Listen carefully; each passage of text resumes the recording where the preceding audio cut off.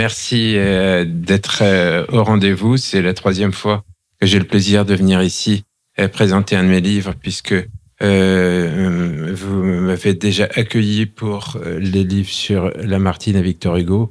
Et un grand merci à Bilal et à son équipe.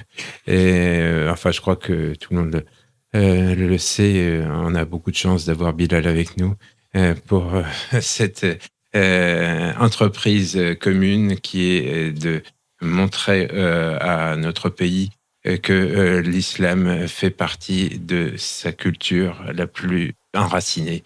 Et on le verra aujourd'hui avec Napoléon, même si rares sont ceux qui s'en aperçoivent et qui veulent même l'accepter, puisque c'est souvent un refus de réalité, un déni de réalité que l'on se heurte. Donc l'islam et l'Orient ont attiré Napoléon pendant toute sa vie. Il a été séduit par l'Orient dès son plus jeune âge et jusqu'à la fin, donc à Sainte-Hélène. Alors le livre que j'ai publié au mois d'octobre couvre ces deux périodes les plus concernées par l'Orient, à savoir l'Égypte, avec sa campagne, et puis la fin, juste donc lors de ces dernières années, ces 6 années à Sainte-Hélène. Je compléterai ce livre l'an prochain par le temps de l'Empire. Donc Napoléon, bien sûr, était occupé par ces guerres européennes, mais il avait toujours en tête un empire d'Orient et même un empire universel. Et donc, pendant toute cette période aussi, il a continué à échafauder des plans, et même des plans d'alliance avec les Arabes pour essayer d'arriver à ses fins. Donc, il s'agit d'un livre sur la religion musulmane, et non pas sur la politique, la géopolitique. Et c'est bien de religion que je vais parler aujourd'hui. Bon, donc le rapport de Bonaparte à l'islam repose sur une série de facteurs personnels. Tout d'abord, son extranéité. Les Français ont annexé Napoléon à leur histoire, alors qu'il n'était pas français. Il a la réputation d'être corse, il ne l'était pas non plus. Il était italien, né à Ajaccio, puisque sa famille était employée au service de la République de Gênes, dans cette ville, Ajaccio, qui était comme un préside, si vous voulez, comme Ceuta Melilla pour les Espagnols au Maroc. Et la République de Gênes a eu les pires ennuis avec les nationalistes corses et du coup a vendu la Corse à la France juste avant la naissance de Napoléon. C'est bien qu'ils sont passés donc au service d'une autre puissance, mais ils sont restés ce qu'ils étaient, à savoir une famille d'origine toscane, de la région de Florence. Donc, c'est seulement à 9 ans que le petit Napoleone di Bonaparte a découvert la France. Et le français, qu'il ne parlait pas à la maison, qu'il ne connaissait pas. Pourquoi ? Parce que ses parents ont eu des ennuis avec le leader indépendantiste Patrice Paoli, et donc toute la famille a émigré à ce moment-là, et ils ont inscrit le petit Napoléon dans un internat à Autun. C'est là-bas donc qu'il a appris le français, mais il a toujours eu des problèmes avec l'orthographe française et même avec la prononciation de temps en temps. Et il n'est devenu français qu'à 20 ans. En fait, c'est le chef d'État français le moins français de tous.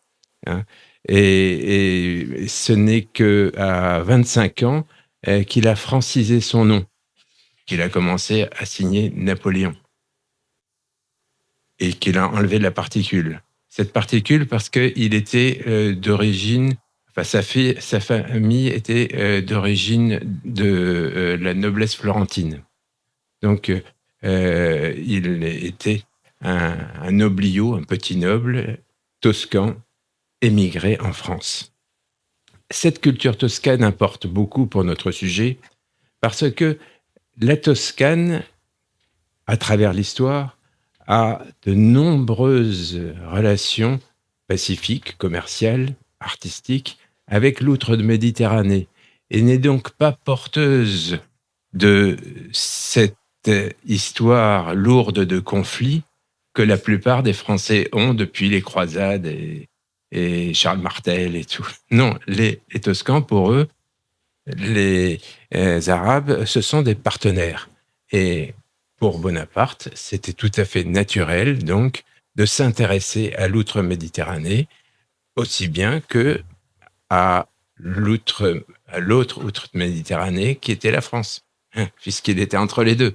Donc, lorsqu'on lui a proposé un lieu d'exil lors de sa première défaite, donc, vous savez qu'il a été battu 2 fois, entre les deux, il y a eu les 100 jours. Donc, son premier lieu d'exil, c'était l'île d'Elbe, qui est une île toscane. On lui a proposé d'aller en Corse, il a dit non, moi je préfère aller en Toscane. Ce qui prouve bien que pour lui, la Corse, c'était pas la terre de ses aïeux. Donc, oui, s'il te plaît, oui. Donc, Napoléon, enfant, est abandonné, si l'on peut dire, par ses parents, à 9 ans, dans un internat, avec autour de lui des Français originaires de la noblesse catholique traditionnelle qui se moquent de lui toute la journée parce que il est basané, malingre, parle pas français. Il ne le supporte pas parce qu'il est extrêmement susceptible. Il le sera toujours. Et du coup, il prend toute la France en grippe. Il a un seul ami français et qui deviendra d'ailleurs son secrétaire par la suite, à qui il dit, à ce moment-là, tes Français, je leur ferai tout le mal que je pourrai. Donc, la première façon de se venger de ces Français, c'est de devenir un patriote corse. Il revient en Corse et il essaye de s'engager avec les rebelles corses contre la France. Mais comme son père s'est disputé avec le chef nationaliste, ça ne marche pas. Et puis de toute façon, il se rend bien compte très vite que la Corse, ça ne suffira pas pour quelqu'un qui est tellement mégalomane, qui voulait carrément être le maître du monde, la petite Corse n'était pas à la hauteur de ses ambitions. Si bien qu'il laisse tomber la Corse et il se dit qu'il faut prendre un autre chemin. Il a une chance extraordinaire, c'est qu'il arrive juste après la Révolution. La Révolution, bien sûr, a rebattu toutes les cartes en France et a ouvert, grâce à l'idéologie issue des Lumières, la voie à tous ceux qui veulent s'intégrer, y compris ceux qui ne sont pas de haute noblesse, par le biais du nationalisme. Et c'est la raison pour laquelle il choisit l'armée. Napoléon Bonaparte, c'est un artilleur. Et c'est là le secret de ses réussites militaires, c'est qu'il est le premier à savoir utiliser l'artillerie dans les batailles d'une façon qui est complètement novatrice. Donc, sa patrie d'adoption, la France, elle est essentiellement utilitaire. Ça ne veut pas dire qu'il n'est pas devenu ensuite un nationaliste, mais en fait, sa vraie patrie, la seule qui restera toute sa vie, c'est sa famille. Hein, c'est vraiment le champion du népotisme. Il a mis tous ses frères et sœurs à des postes importants.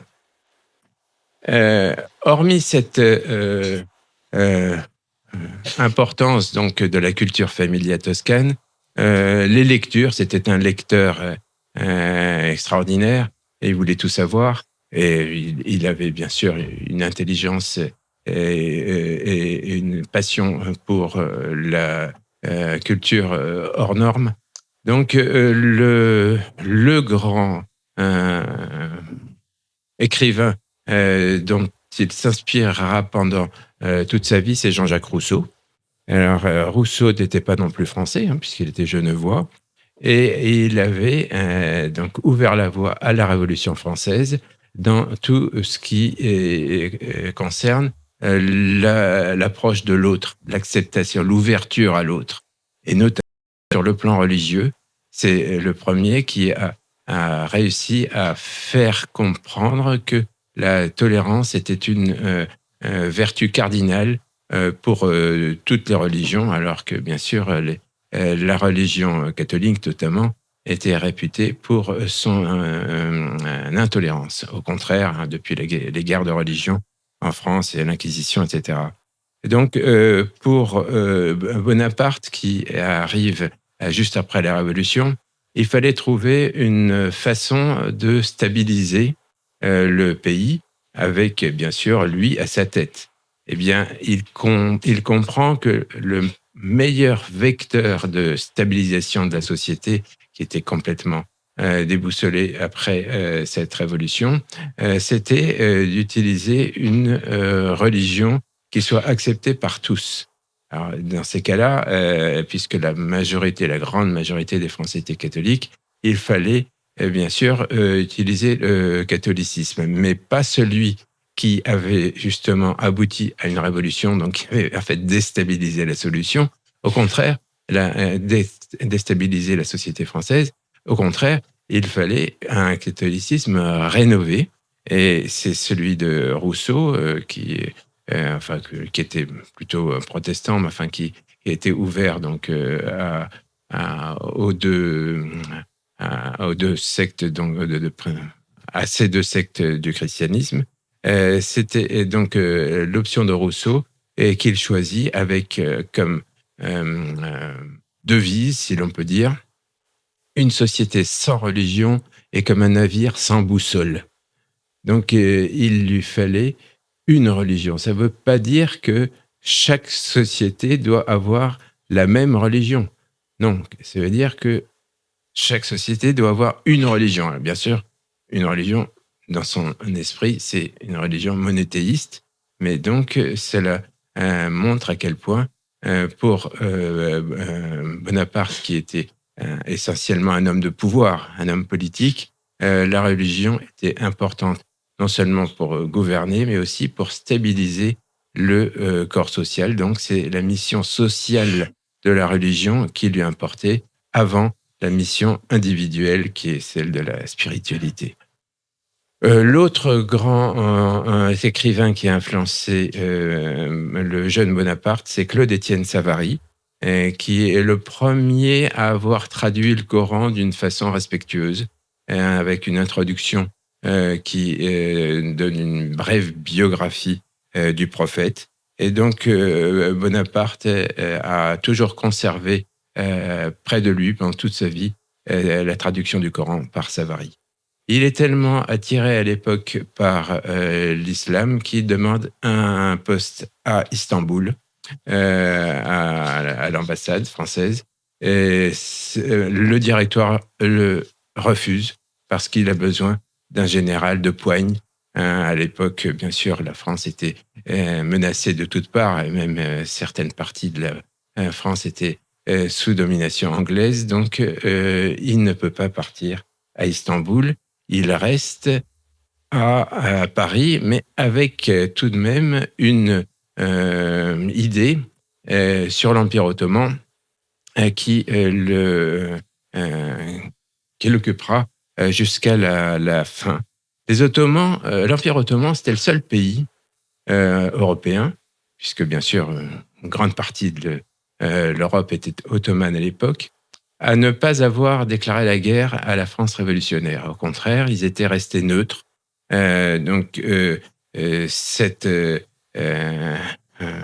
épisode remarquable, mais très court, d'amitié entre la France révolutionnaire et l'Empire ottoman a eu des conséquences fondamentales sur le statut juridique de la population française, puisque la Révolution a pour la première fois ouvert la nationalité française aux musulmans. Auparavant, pour être sujet français, il fallait être sujet du roi très catholique, donc il fallait être catholique. Quelqu'un qui se convertissait à l'islam devenait un renégat. Là, au contraire, après la Révolution, des musulmans ont acquis la citoyenneté française. Donc, on peut considérer que c'était même un juste retour des choses, puisque la France et l'Empire ottoman étaient alliés depuis François Ier. Donc, ça fait un bout de temps, mais enfin, c'était une alliance politique qui n'a pas survécu justement à cette invasion d'Égypte décidée par la Révolution française qui avait des ambitions extérieures et non pas seulement en Europe. Et l'Empire ottoman, bien sûr, ne l'entend pas de cette oreille, puisque l'Égypte est une province ottomane. Et donc, après 2 mois d'atermoiement, l'Empire déclare la guerre à la France. Alors, on lit souvent que c'était une déclaration de djihad contre les Français. Pas du tout. Hein. Moi, j'ai bien regardé quel était le libellé de cette déclaration. C'était une déclaration de guerre en bonne et due forme. C'était une affaire politique et non pas religieuse. En rétorsion, les Français, donc la République française, arrête les résidents musulmans étrangers en France. Donc, malheureusement, la parenthèse s'est refermée bien vite. Alors, pourquoi le Directoire a-t-il envoyé Bonaparte en Orient ? On a évoqué diverses raisons. Hein. Le prétexte, donc l'affichage, c'était pour libérer les Égyptiens qui n'avaient rien demandé. Parce que les Mamelouks étaient des tyrans. C'était certainement une raison instrumentale. Une autre cause que les historiens ont souvent évoquée, c'était qu'il fallait couper la route de l'Inde aux Anglais. L'Inde étant bien sûr la principale colonie du Royaume-Uni et le principal ennemi de la France. Mais pourquoi attaquer l'Égypte où il n'y a pas d'Anglais si on veut vraiment leur faire la guerre ? Et d'autre part, la route des Indes, elle ne passe pas par l'Égypte parce qu'il n'y avait pas de canal de Suez à l'époque. Donc tout ça, ça ne tient pas debout non plus. Une autre raison, c'est qu'on croit qu'il y a une colonisation économique. C'est en partie vrai parce que les Français avaient perdu toutes leurs îles à sucre dans les Antilles un peu avant la Révolution et donc ils recherchaient des terres de substitution. Enfin, on ne va pas envoyer 30 000 soldats avec le meilleur général français à l'époque uniquement pour avoir du sucre. Donc là non plus, ça ne suffit pas. Alors, une autre raison évoquée, c'est que le Directoire voulait se débarrasser de Napoléon, parce que c'était un ambitieux. Mais alors là, ça ne tient pas encore une fois debout, puisque justement, il avait empêché d'aller à Istanbul pour essayer de se servir de lui contre les ennemis de la France. Donc, tout ça, ça ne marche pas. La seule vraie raison, même si tous ces facteurs peuvent jouer, c'est l'ambition personnelle de Napoléon, de Bonaparte à l'époque, qui avait déjà fait ses preuves en Italie. La campagne d'Italie était un succès extraordinaire. Mais enfin, à 29 ans, il était encore trop jeune pour arriver à ses fins, c'est-à-dire tout simplement opérer un coup d'État, puisqu'il devait donc encore s'allier à tous les caciques de la Révolution. Donc, il avait besoin de faire ses preuves et il les a faites en Égypte avec une réussite extraordinaire. Donc, bien sûr, c'était un objectif de pouvoir à Paris, même si la voie était tout à fait indirecte. Ça, c'est le mobile politique. Maintenant, il y a d'autres mobiles qui jouent. Ce sont les mobiles personnels. Donc, la campagne d'Égypte pour Bonaparte, c'est un voyage initiatique. Parce qu'il avait des problèmes personnels depuis son plus jeune âge, une incertitude sur sa paternité, une relation conflictuelle avec sa mère, qui était très autoritaire, et son grand frère, qui voulait jouer son rôle d'aîné, alors que bien sûr, Bonaparte voulait être le chef partout, le chef dans le monde entier, mais à commencer par sa famille. Et donc, tout cela, il voulait régler ses comptes avec ce handicap personnel qui l'empêchait d'avancer. Donc, c'était cette bataille contre les Égyptiens, c'était avant tout une bataille contre lui-même, contre sa famille. Et il a réussi, donc grâce à ses succès, pas ses succès, enfin grâce à la croyance des Français en ses succès en Égypte, à devenir vraiment le chef de famille et à évincer son frère Joseph. Alors, euh, qu'est-ce qui se passe? Voilà. Joseph, vous le voyez là. Donc, Joseph, c'était très compliqué pour lui parce que, en fait, il s'appelait Napoléon. Napoléon Joseph, mais bon, dans la famille, avoir deux Napoléons, c'était pas très pratique, donc on l'a appelé Joseph. Mais Napoléon trouve que son frère, non seulement a usurpé l'aînesse, qui devait lui revenir, même si c'était lui le cadet, mais aussi son prénom. Et son prénom, c'était quelque chose qui lui tenait beaucoup à cœur parce que ses parents voulaient absolument avoir un Napoléon dans la famille, enfin pour des raisons c'est trop long d'expliquer. Enfin, donc, le premier fils, le premier-né de la famille, s'est appelé Napoléon, mais il est mort-né. Le second, c'était Joseph, Joseph Napoléon. Le troisième et le quatrième, ils sont aussi morts juste après leur naissance, et ils avaient tous les deux le prénom de Napoléon. Donc, notre Napoléon, qui nous intéresse, c'était le quatrième. Donc, évidemment, pour lui, c'était vraiment une question existentielle. Donc, il a réussi à se débarrasser, au moins symboliquement, de son frère Joseph à cette occasion. Voilà. Ensuite, un autre facteur joue, c'est que Napoléon, quoi qu'il l'ait jamais admis, était un franc-maçon notoire. Ah, vous voyez sur l'écran, donc, cette allégorie franc-maçonne. Alors, à l'époque, la franc-maçonnerie n'avait pas grand-chose à voir avec celle qu'on connaît aujourd'hui, puisqu'elle était ouverte à toutes les religions.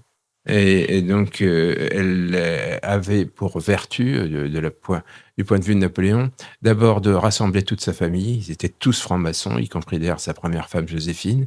Et puis, deuxièmement, il représentait une solidarité importante, donc, pour essayer justement d'arriver à cette stabilisation sociale que Napoléon recherchait. Alors, il n'a jamais été initié. Vous savez que dans la franc-maçonnerie, il y a une cérémonie d'initiation. Probablement parce que lui, comme il se croyait au-dessus de tout et de tous, il n'aurait jamais accepté que le chef de la franc-maçonnerie l'initie donc à cet ordre, d'autant plus que le chef en question, c'était son frère aîné Joseph. Donc, ça ne marchait pas. Voilà. Donc, il n'empêche que jusqu'en Égypte, qui est bien sûr considéré souvent comme le berceau de la franc-maçonnerie, eh bien, Napoléon s'est entouré de généraux francs-maçons. Enfin, la plupart de ces généraux l'étaient. Et le dernier facteur personnel, c'est que... alors, ça va trop vite, hein. On est là. C'est que, en fait, l'Orient, bien sûr, on l'a su par les romantiques, hein, de Chateaubriand, Lamartine, Nerval, Gautier. Ça a toujours joué un rôle fondamental d'attirance pour la jeunesse post-révolutionnaire. Mais le premier donc grand voyageur en Orient, et celui qui a d'ailleurs écrit le premier ses souvenirs de voyage en Orient, eh bien c'est Bonaparte lui-même. Et donc il a pris là-bas le surnom de Sultan al-Kabir, donc le grand sultan. Il était sultan au Caire et il est devenu donc un sultan oriental. et c'est, pour lui une façon de se, montrer comme, celui qui a résolu la quête identitaire qui était sous-jacente à la Révolution française et notamment donc, la quête religieuse. Parce que bon, là, tous les voyageurs en Orient sont bien connus pour leur attirance pour l'exotique, et cetera. Enfin, on connaît bien ça. Mais, l'originalité, de, Bonaparte, c'était que, c'était accompagné, d'un volet musulman, hein, auquel personne ne s'attendait. Voilà donc, on arrive cette fois-ci en Égypte. Le jour du débarquement à Alexandrie, c'est-à-dire donc, le 1er juillet 1798, écoutez Bonaparte, plutôt lisez-le puisqu'il s'agissait d'une proclamation distribuée aux Égyptiens, donc, en arabe. Donc la traduction française: «Au nom du Dieu clément et miséricordieux, il n'y a point d'autre Dieu que Dieu, et il n'a ni fils ni associé dans son empire. Qadi, cheikh, imam, dites au peuple que nous sommes aussi de vrais musulmans.» Voilà ce qu'il proclame. Et donc il place le respect de l'islam, bien sûr, au centre de sa conquête. Et jamais un dirigeant français n'a fait preuve d'une telle empathie publique envers l'islam. C'est d'autant plus notable que ces soldats ne sont pas du tout sur la même longueur d'onde. Les, soldats et même les officiers qui accompagnent, Bonaparte en Égypte, n'y vont pas du tout pour libérer un peuple de l'asservissement, des Mamelouks, ou bien pour, apporter la civilisation à des, sous-développés. Non, ils y vont pour piller, tout simplement parce que, ils sont arrivés sans aucun moyen. Donc, ils étaient là-bas parce qu'on leur avait dit que l'Égypte était un pays riche, à peu près comme l'Italie. Manque de chance, c'était un pays très pauvre, et donc et le pillage de l'Égypte a posé, beaucoup de problèmes. Mais, Bonaparte, il n'était pas du tout dans cet état d'esprit. Il a au contraire essayé de convaincre, ses soldats de ménager, les Égyptiens, mais il a eu, beaucoup de mal. En tout cas, donc, Bonaparte, avait ce respect, pour l'islam dont je viens, de, vous donner une illustration dans cette déclaration, et il avait un seul, émule, c'est, le général Menou que, vous voyez donc, sur la, diapositive, qui sera son second successeur. Parce que vous savez qu'au bout d'un an, Napoléon a déserté, hein, il a laissé tomber son armée en Égypte, donc il lui fallait un successeur. Le premier, c'était Kléber, qui a été assassiné peu après. Et après Kléber est venu Menou, qui était déjà converti puisqu'il avait épousé une musulmane. Donc, Abdallah Menou a été le premier, et le seul, chef d'armée musulman de l'histoire de France, et le seul aussi à avoir son nom gravé sur l'Arc de Triomphe. Et évidemment, remarquable que, Bonaparte ait choisi pour successeur un musulman, ce qui prouve son ouverture d'esprit, et d'autant plus que tous les autres généraux qui étaient à ses côtés, évidemment, étaient jaloux et ont passé leur temps à dénigrer Menou. Jusqu'à présent, Menou est considéré comme un minable. D'ailleurs, il n'a pas son boulevard à Paris, contrairement à beaucoup d'autres maréchaux, si bien que, tout simplement parce qu'il était musulman. Donc, Bonaparte a fait exception. Il avait, toujours, respecté les choix de Menou, et c'est une, histoire qui est malheureusement tombée dans l'oubli et qu'il faudrait, compter par, le détail. Il entre au Caire, donc, très facilement, parce que son artillerie est d'une efficacité, remarquable. Les troupes mamelouks sont décimées en quelques heures, et il, rentre donc, en vainqueur, avec bien sûr, une, société à gérer, alors qu'il n'a que 29 ans, qu'il n'avait jamais connu de musulman, qui n'était jamais allé dans un pays arabe, qui n'avait aucune expérience. Donc il avait besoin d'appui pour, non seulement vaincre, mais aussi convaincre. Il trouve cet appui chez les oulémas du Caire, qu'il rassemble dans un diwan, divan en français. Donc, c'est un organisme qui, dans son optique, était là pour l'aider à administrer l'Égypte après sa conquête. Et je le cite pour vous donner une idée de la façon dont il envisageait les choses. Ils ont été le canal dont je me suis servi pour gouverner le pays. Mais ce serait en vain qu'on prendrait ses soins pour eux si on ne se montrait pas pénétré du plus profond respect pour leur religion de l'islamisme, qui à l'époque voulait dire islam. Donc Bonaparte inaugure une politique musulmane, c'est-à-dire il prend en compte l'islam dans sa conquête. Et pour cela, il lui faut comprendre la société qu'il ne connaissait pas évidemment. Alors, il a déjà étudié le Coran, mais ça suffit pas. Il apprend un peu d'arabe, mais surtout, donc, il va voir les oulémas et dans ce diwan, et il s'instruit patiemment auprès d'eux avec de longues discussions. Il a des réunions à n'en plus finir, ce qui est tout à fait exceptionnel, parce que vous savez, Bonaparte, Napoléon par la suite, était l'homme le plus pressé qu'on puisse imaginer.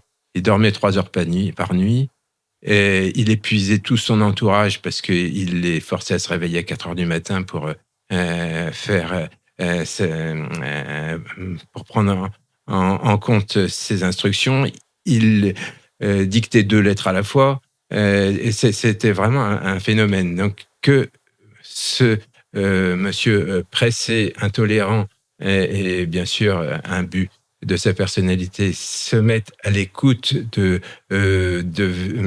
d'oulémas d'une société qui, à l'époque, vue de France, était complètement arriérée, c'est tout à fait spectaculaire. Donc, c'est une attitude que son entourage de soldats et d'officiers n'a absolument pas compris. Autre tactique pour essayer donc de convaincre et non seulement vaincre, c'est la politique de la fête qu'il engage. Tout d'abord à l'occasion de la crue annuelle du Nil, ensuite pour la commémoration de la naissance du prophète, et puis la fête de la République. Mais la population égyptienne boude ces événements parce qu'elle refuse de se compromettre avec l'occupant, tout simplement. Alors Bonaparte en rajoute, et du coup, avec les oulémas, il participe, donc le 23 août 1798, à une séance de dhikr dans une mosquée du Caire, au cours de laquelle il a, d'après les témoignages qu'on a pu recueillir, accompagné la récitation de la Bourda du Cheikh al-Bousiri, et puis il l'a même accompagné par le geste, vous savez, avec les mouvements de dhikr. Alors, à la sortie de la séance, il écrit, ou bien il fait écrire un article dans un journal qu'il contrôle à Paris, qui s'appelle Le Moniteur, en disant les oulémas du Caire m'adorent, et il m'adore sous le nom de Rali. Il devient donc Rali Bonaparte. Alors, on se demande si, à l'époque, il s'est converti, et donc il a choisi le prénom de Rali. Alors, il faut se rappeler que le choix d'un prénom, le changement de prénom pour la conversion n'a rien de canonique, d'obligatoire. C'est certainement pas les oulémas qui lui ont dit toi, tu t'appelleras Ali. Non. Si c'est ça, c'est que lui-même a choisi ce prénom parce qu'il était un admirateur non seulement du prophète, mais aussi de Ali, qui était bien sûr un chef d'armée. Donc, Ali Bonaparte a probablement embrassé l'islam à ce jour-là, mais jamais personne ne pourra le prouver parce que tout simplement, il n'y a pas de registre de conversion. Donc, le fait qu'il se vante dans un journal, qui plus est parisien, que les ulémas aiment Ali Bonaparte, ça peut servir d'argument pour, mais on ne pourra jamais considérer que c'est une pièce à conviction, puisque en fait, il n'y en a pas.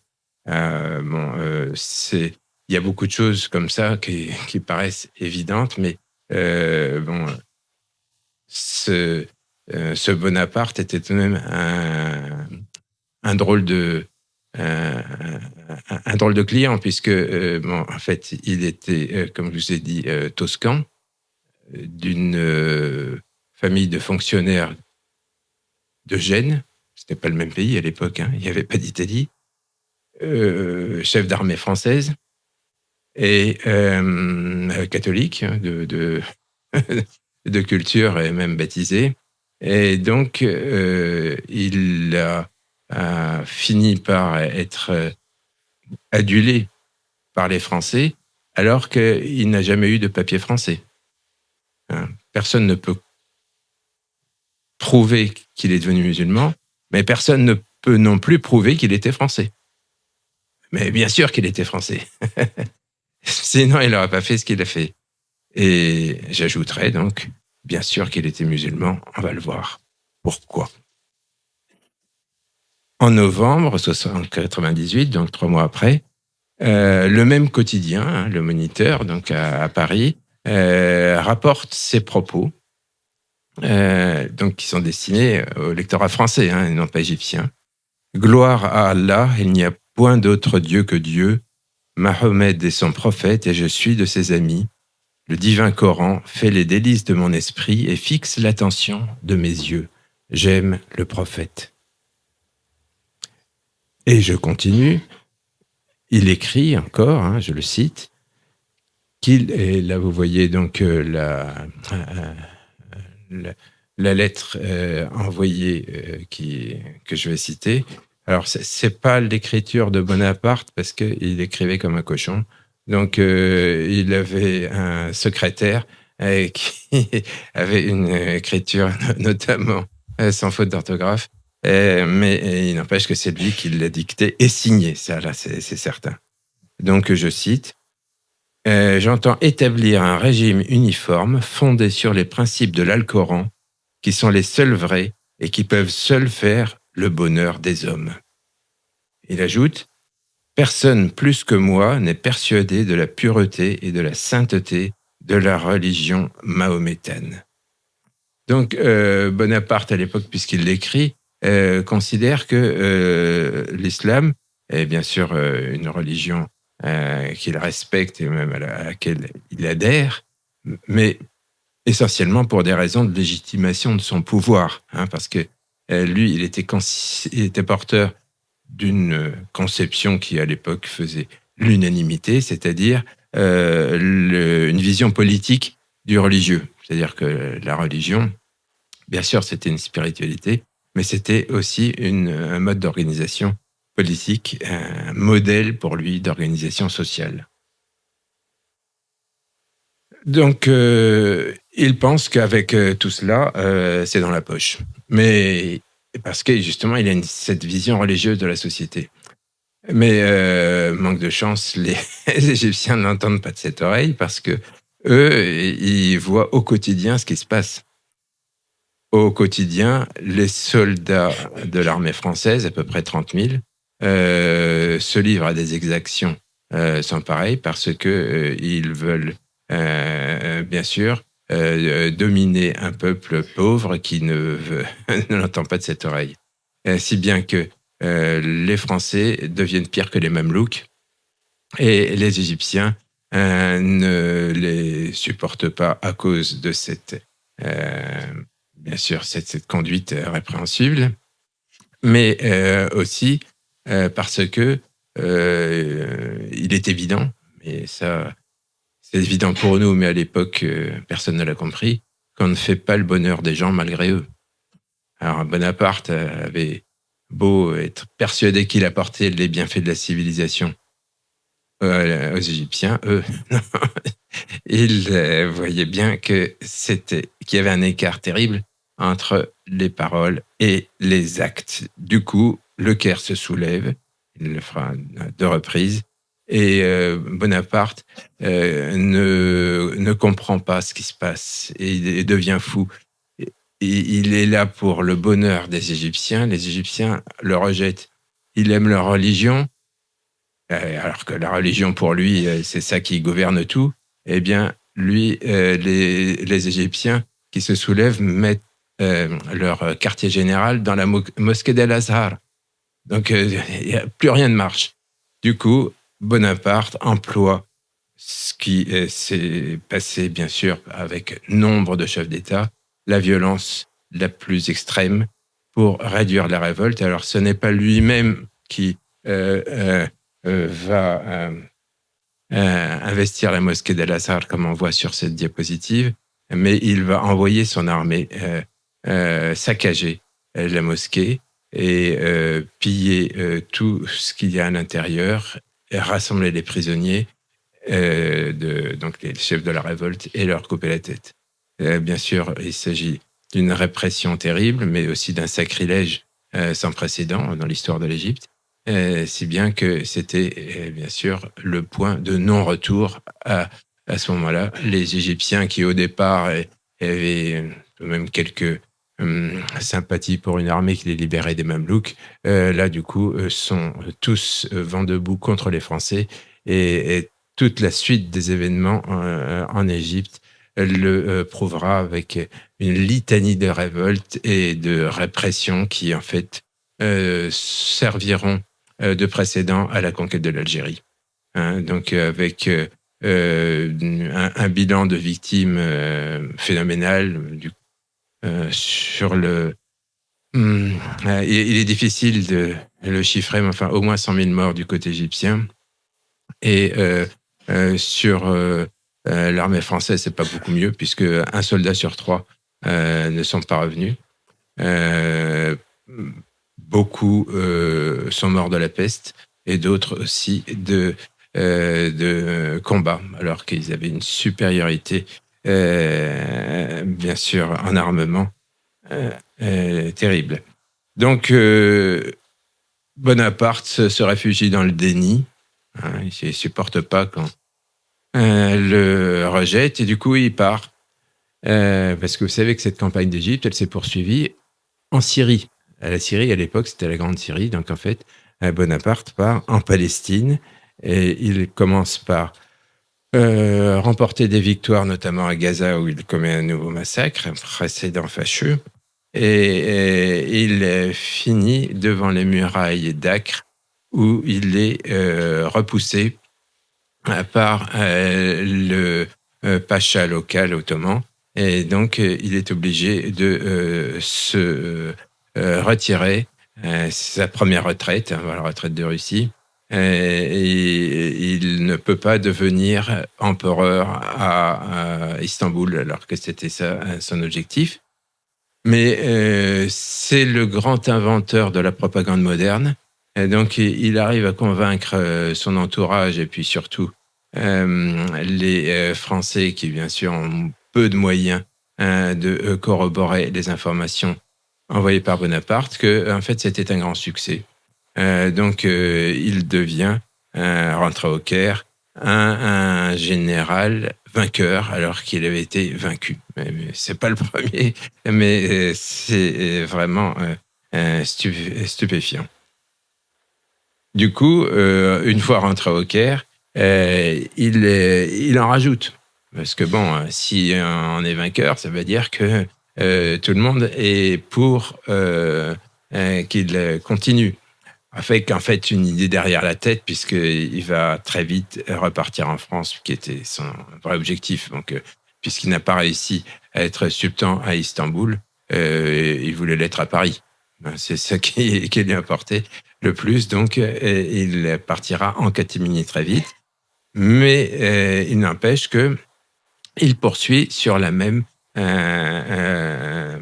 illusion que les Égyptiens en général, les Arabes en général et les Égyptiens en particulier vont le suivre, parce que c'est lui qui a apporté les lumières de la Révolution française à un peuple sous-développé. Donc, je le cite encore. Je vous ai souvent dit et vous ai répété que j'étais un musulman, que je croyais à l'unité de Dieu, que j'honorais le prophète Mahomet et aimais les musulmans. Je vous le dis encore, j'aime le prophète Mahomet. Je l'aime parce qu'il était un brave comme moi et que son apparition sur la terre a eu lieu comme la mienne. Vous voyez, il s'identifie en fait au prophète. Lui, il s'imagine qu'il est le nouveau prophète. On a dans les livres d'histoire l'habitude de dire que les modèles de Bonaparte, c'était Alexandre le Grand et Jules César. Ce qui n'est pas faux, mais le vrai modèle, celui qui importe le plus à ses yeux, c'est le prophète de l'islam. Donc, bien sûr, c'est un égocentrisme, une mégalomanie extraordinaire, mais tout à fait original, en tout cas pour un chef français. Bon, donc, comme j'ai dit, il s'enfuit clandestinement d'Égypte et Abdallah Menou donc, lui succède après Kléber, mais ça ne marche pas. Et l'armée d'Orient évacue l'Égypte 2 ans après, 1801, et avec une retraite piteuse, puisque c'est à bord de navires anglais, donc le principal ennemi de la France. Mais cette retraite donc, est transformée aux yeux de l'opinion publique française comme un succès retentissant, avec notamment donc des victoires militaires qui sont bien sûr montées en propagande par les peintres, et aussi des victoires culturelles, puisqu'on a tous en mémoire la description de l'Égypte par les scientifiques qui accompagnaient l'expédition. Et donc, la mémoire française, en tout cas commune, ce qu'on apprend à l'école, c'était qu'il s'agissait d'une entreprise des Lumières, alors qu'en fait, il avait plutôt éteint ces lumières là-bas en Égypte, et il s'était livré à des massacres, et il avait laissé donc son armée également aux prises avec la peste. Donc, il s'agit d'une légende, hein, mais bon, il n'empêche que tout le monde y croit, donc c'est ça qui importe. Enfin, tout le monde, non. Tout le monde en France. Parce que la mémoire arabe, et notamment égyptienne, c'est exactement le contraire, évidemment. Elle a, bien sûr, retenu ces massacres sans précédent en Égypte, et peut-être pas peut-être aussi grave, enfin, également d'une gravité terrible, c'est que pour la première fois, et malheureusement ça dure jusqu'à maintenant, les Arabes ont compris que il fallait pas prêter attention à ce que disent les Européens, y compris sur l'islam, mais plutôt à ce qu'ils font. Bon, alors ça veut pas dire que ce qu'on dit est disqualifié. Je pense que Bonaparte était sincère. C'était pas, il ne jouait pas. Il était sincèrement convaincu, comme la plupart d'ailleurs, comme beaucoup, disons, de colonisateurs ensuite en Afrique du Nord, que c'était qu'on colonisait les Arabes pour leur bien. Bon, bien sûr, c'était une illusion terrible, sanglante, mais il n'empêche que l'idée au départ était bonne. Je crois que d'ailleurs Lamartine, si mes souvenirs sont bons, oui, a bien résumé par une formule saisissante la question. C'est le sang qui souille les hommes ne tâche pas l'idée. C'est-à-dire que l'idée de Bonaparte, c'était donc la solidarité franco-musulmane, mais il l'a complètement pervertie par le sang. Mais ce sang, bien sûr, a perverti l'homme et son action, mais certainement pas l'idée qui reste, bien sûr, la nôtre aussi, qui est celle de la compatibilité et même de l'intime interpénétration entre les cultures européennes et musulmanes. Donc, il y a énormément de conséquences de cette campagne d'Égypte, parmi lesquelles une qui occupe beaucoup les internautes en France musulmans, c'est que ils sont souvent convaincus que le Code Napoléon de 1804, qui est devenu le Code civil français, est inspiré de la charia musulmane telle qu'il l'a connue en Égypte. Alors, moi, je ne suis pas convaincu, mais je veux peut-être décevoir certains d'entre vous, parce que, en fait, c'est possible. Il y a effectivement des recoupements, mais il faudrait, pour le prouver, parce qu'il faut tout de même avancer les choses, surtout si c'est des choses si délicates, si délicates que ça, faut avancer sur des bases qui sont incontestables. Pour que ça marche, il faudrait prendre non pas la charia dans son ensemble, mais le fiqh, c'est-à-dire la jurisprudence chaférite, et non pas malékite, de l'Égypte à l'époque, puisque c'est un pays chaférite, et le comparer à ce qui est devenu le Code Napoléon en 1804. Dans ces cas-là, on pourrait effectivement voir ce qui va et ce qui ne va pas.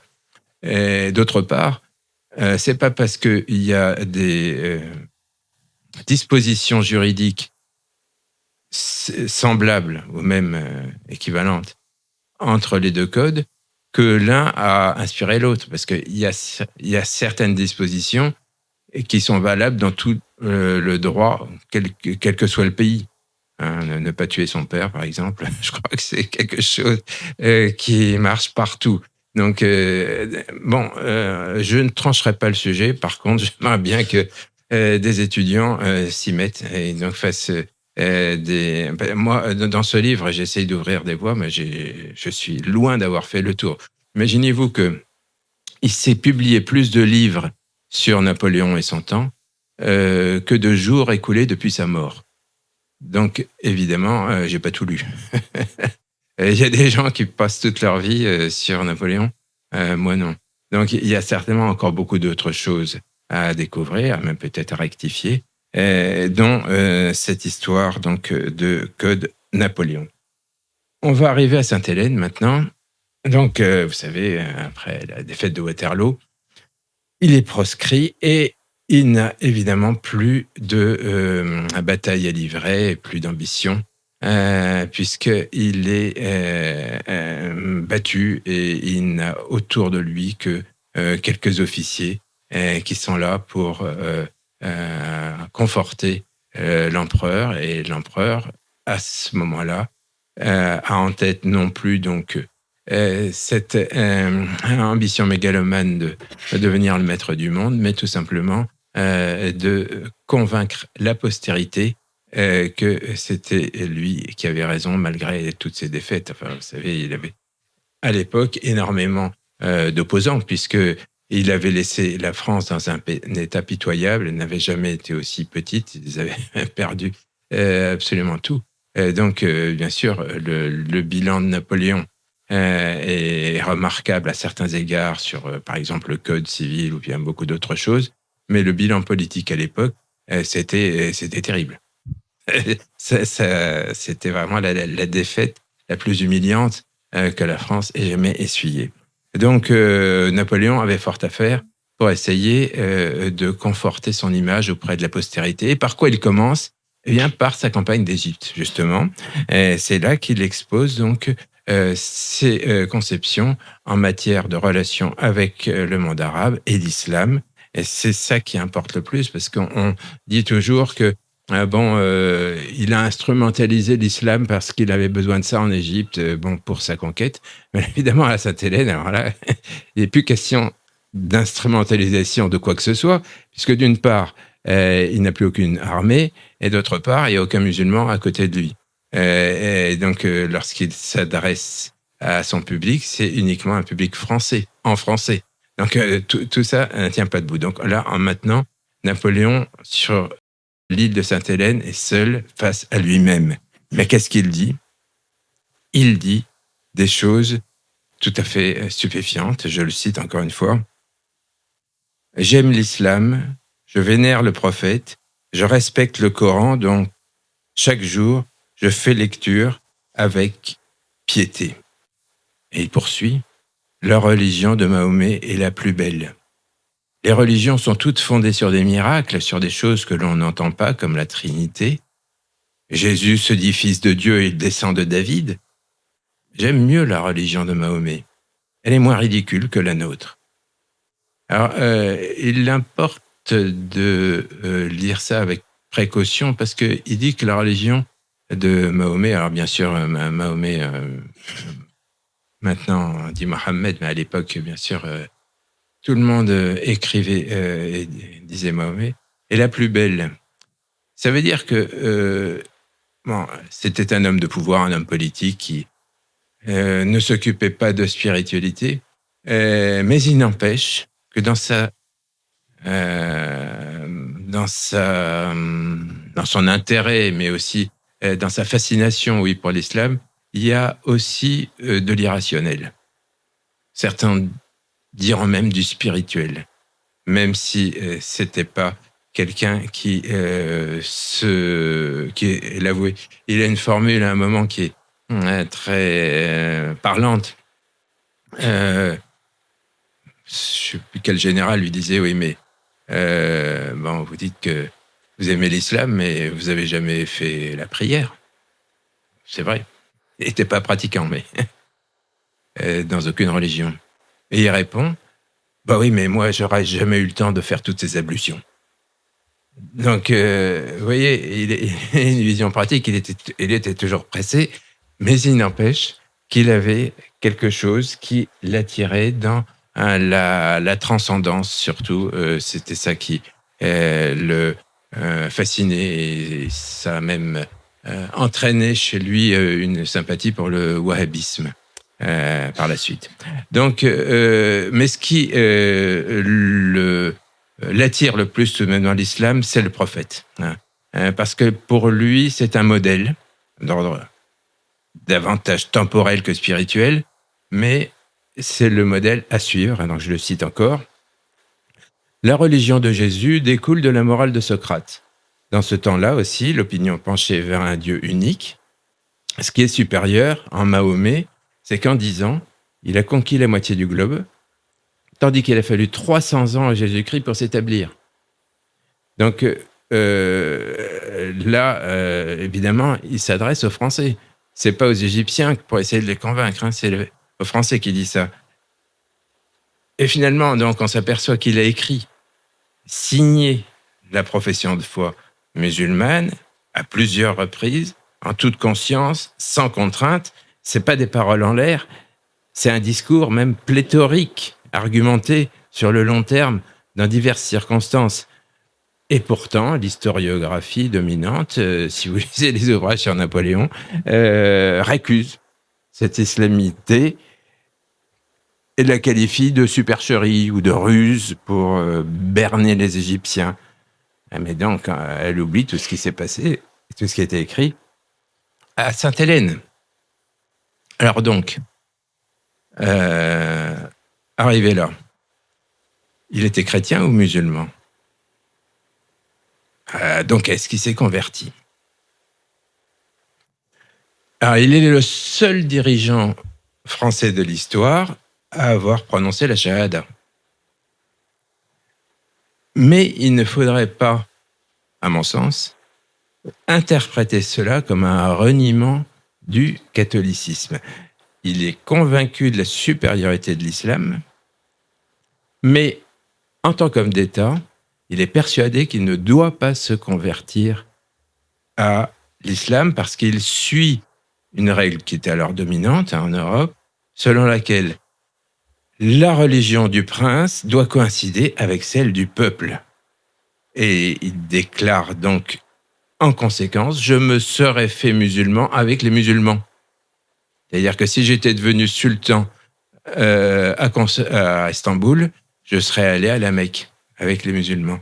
Mais pour lui, en principe, donc, le chef d'État français doit être de la religion française dominante, c'est à savoir le catholicisme. Alors donc, la réponse à la question que je posais tout à l'heure dépend de ce qu'on entend vraiment par conversion. On a une idée exclusive de la conversion actuellement, c'est-à-dire que ça serait délaisser une religion pour en adopter une autre. Hein. Mais c'est pas seulement ça, il y a deux sens à la conversion. Napoléon, donc, a en tête l'autre sens, c'est-à-dire adhérer à un nouveau dogme, mais sans pour autant renier sa propre religion, parce qu'il est persuadé que les deux sont compatibles.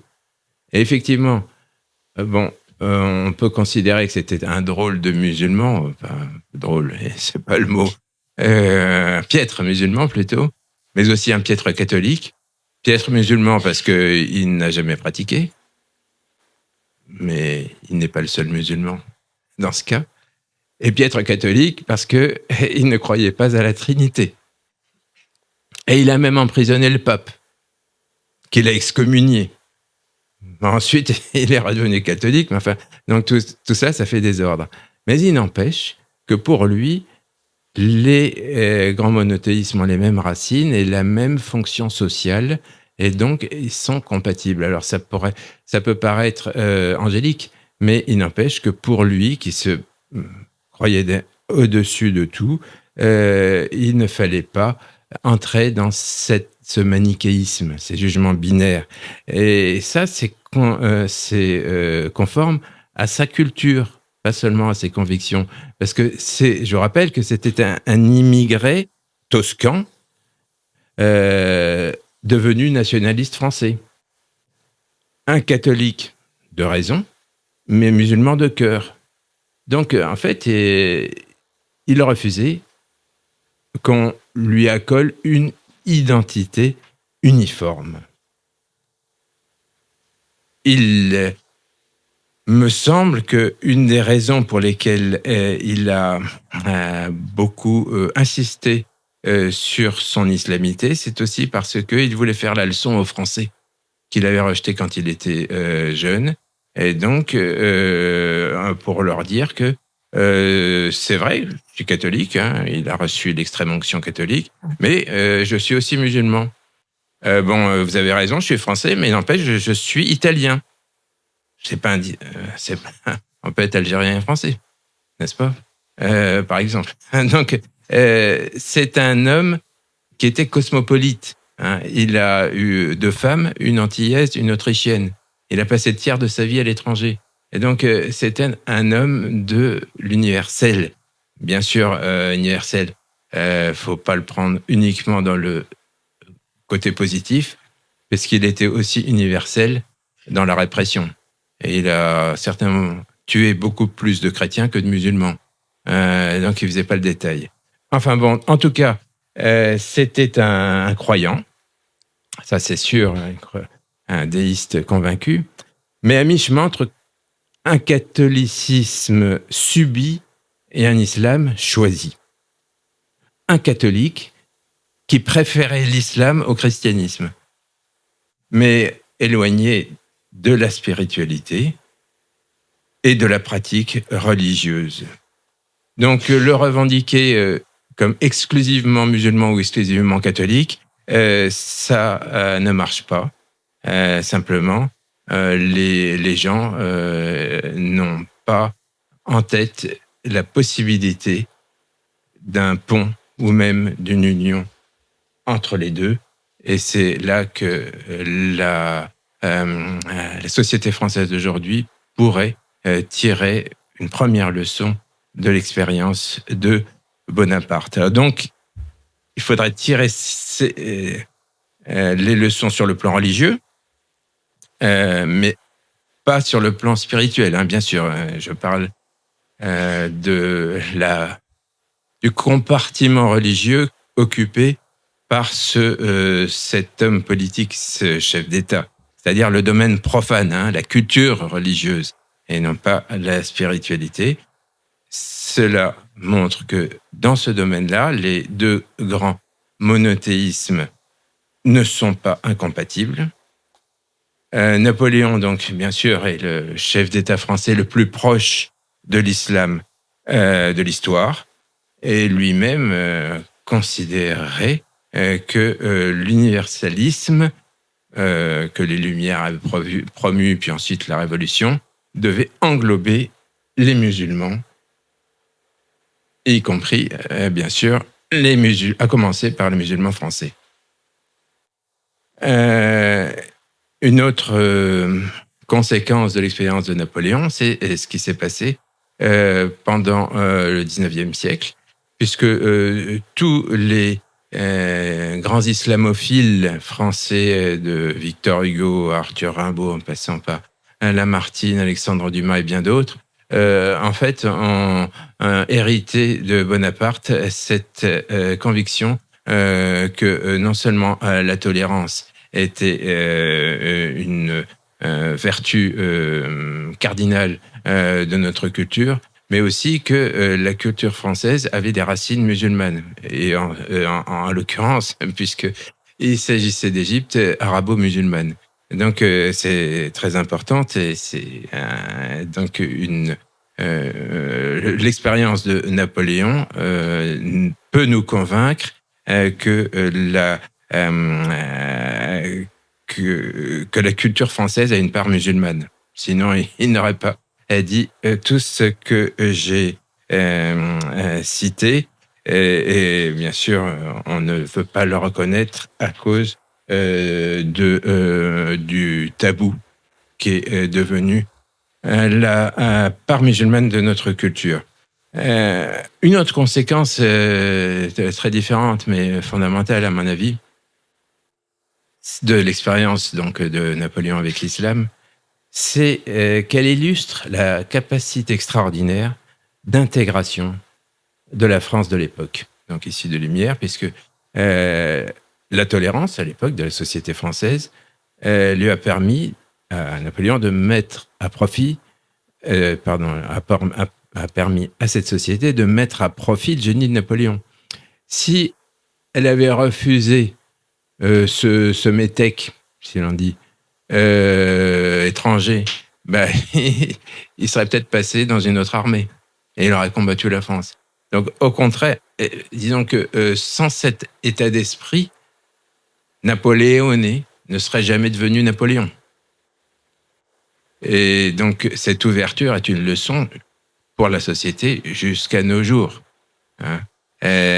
C'est la crispation identitaire que l'on a actuellement montre bien à quel point cette France qui adule Napoléon, notamment dans les milieux de droite, et bafoue son message. Hein.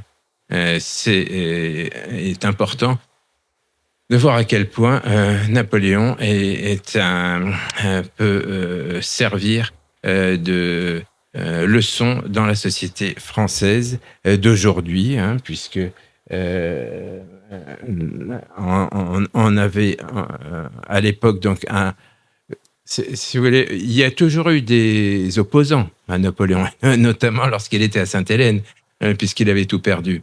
Et donc il y a eu énormément d'écrits critiquant et même galvaudant son expérience, mais aucun, c'est tout à fait saisissant, aucun écrit n'a saisi la question de l'islam pour la lui reprocher.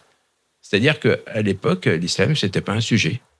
On a reproché tout à Napoléon, tout ce qu'il avait fait sur ses batailles, ses relations avec les femmes, l'esclavage, mais l'islam, non. Personne ne s'est jamais emparé de ce thème. On a bien changé d'époque. Donc, et on a pourtant bien sûr un Bonaparte qui lui a fait tout ce qu'il pouvait pour essayer de s'introduire par la bande Bonaparte était un immigré musulman, hein. Donc il a fait tout ce qu'il pouvait pour essayer de dominer une société dans laquelle il était un intrus. Et malgré cela, donc, on ne lui a pas reproché, non plus d'ailleurs, on a complètement oublié qu'il était italien, et musulmans. Donc ça, c'était une preuve à quel point l'ouverture de la société française, fidèle bien sûr au message de la Révolution à l'époque, avait permis à notre pays, donc bien sûr, cette épopée extraordinaire, on a bien changé.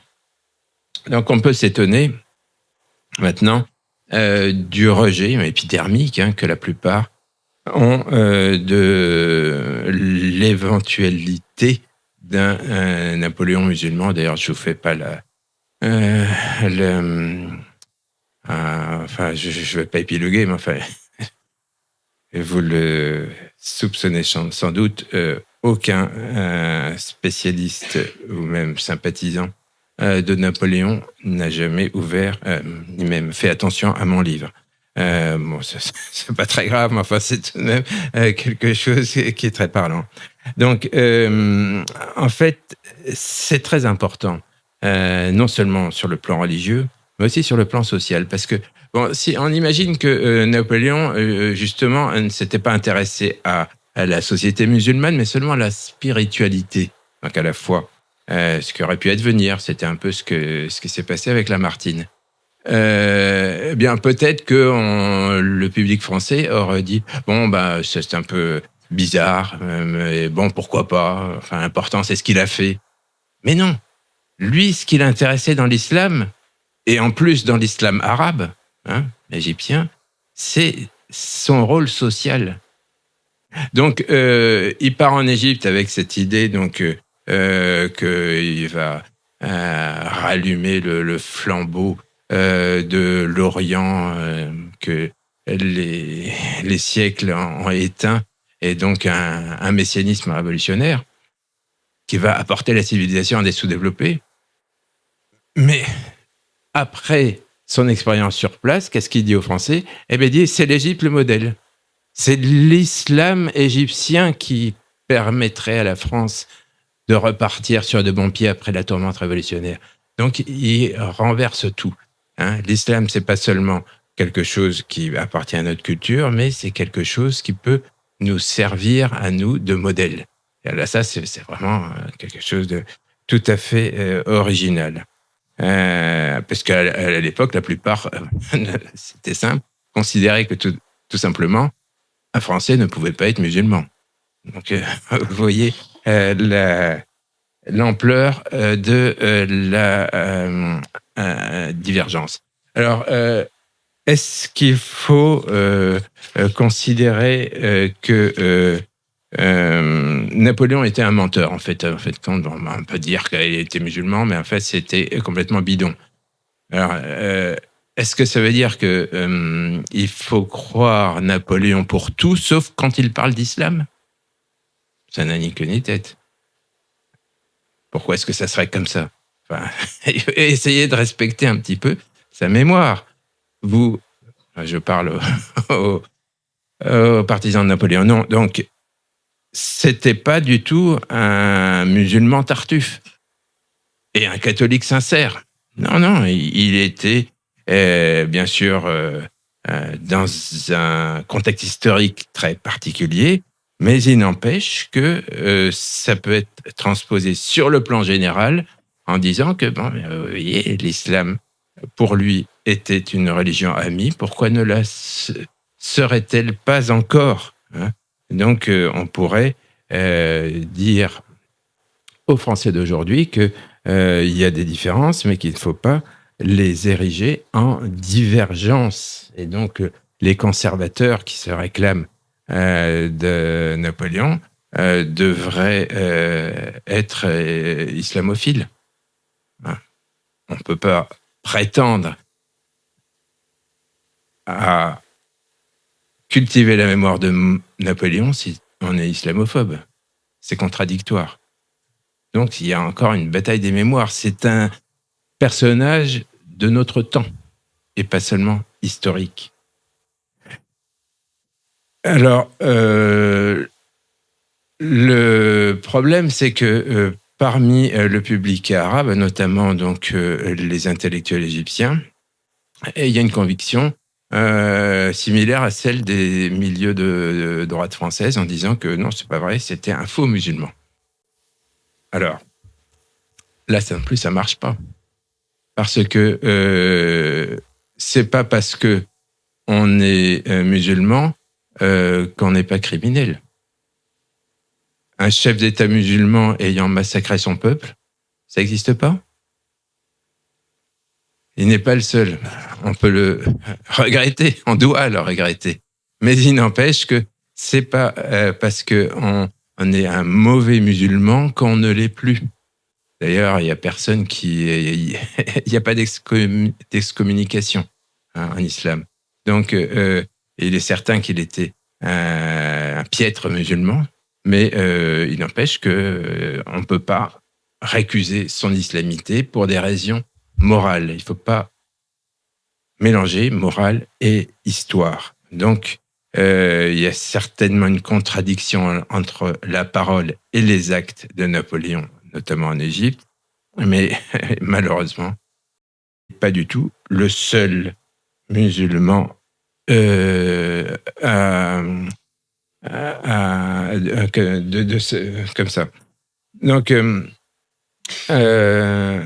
alors ce qui est tout de même curieux, et même hallucinant, quoi, c'est que la société française aujourd'hui, qui bien sûr se réclame dans de multiples domaines de la mémoire de Napoléon, et ce qui est vrai, parce qu'il a fait énormément de choses dans un laps de temps très court, enfin, dans tous les domaines. C'est tout à fait extraordinaire. Alors, pourquoi est-ce que il y a une exception musulmane là-dedans, hein? C'est, je crois, un paradoxe qui n'était pas du tout présent à l'époque, hein, comme je vous ai dit tout à l'heure, mais qui est apparu après la colonisation. Donc, en fait, il y a eu une manipulation de la mémoire de Napoléon par les milieux coloniaux. Et bien sûr, c'est quelque chose qui impacte encore notre temps, puisqu'on n'a jamais fini de décoloniser. Vous savez que, bien sûr, la mémoire algérienne en France ne passe pas. Et donc, c'est un obstacle qui révèle, en fait, dans la culture française actuelle, un déni de réalité et même une haine de soi, puisqu'on n'arrive pas à admettre que que le français le plus célèbre de tous les temps ait pu être au moins admirateur de l'islam ou même lui-même musulman. Donc refuser cette éventualité, qui est en fait une certitude, montre que c'est la société qui a oublié l'histoire, et donc cela nous informe sur notre époque. Je pense que si on a... alors vous voyez ici d'ailleurs sur la diapo un tableau représentant l'apothéose de Napoléon, donc avec à ses pieds tous les chefs d'État ou d'armée qu'il a vaincus, parmi lesquels les deux Mamelouks égyptiens, donc Ibrahim Bey et Mourad Bey. Et c'est intéressant parce que ça montre que à l'époque, donc pour le peintre qui est, je crois que ça date de 1824, oui c'est ça, mettait les chefs musulmans au même niveau que l'empereur de Russie ou l'empereur d'Autriche.